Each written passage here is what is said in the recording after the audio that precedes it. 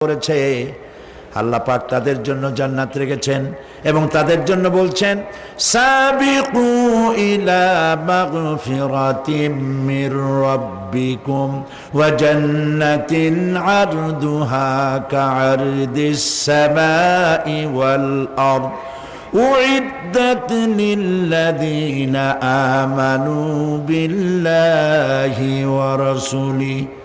আল্লাহ পাক বলেন প্রতিযোগিতা করো আল্লাহর মাগফিরাত কামনার জন্য আর জান্নাতে যাওয়ার জন্য প্রতিযোগিতা করো, আল্লাহর রহমত পাওয়ার জন্য সৎ কাজের প্রতিযোগিতা করো, তাহলে আল্লাহ রাব্বুল আলামিন তোমাদেরকে ক্ষমা করবেন আর তোমাদের জন্য এমন জান্নাত দিবেন যেই জান্নাত আকাশের বিশালতার জমিনের বিশালতার মতো। এই বিরাট জান্নাত তোমাদেরকে দিবেন। এই জান্নাত চিরস্থায়ী সুখ এবং শান্তি।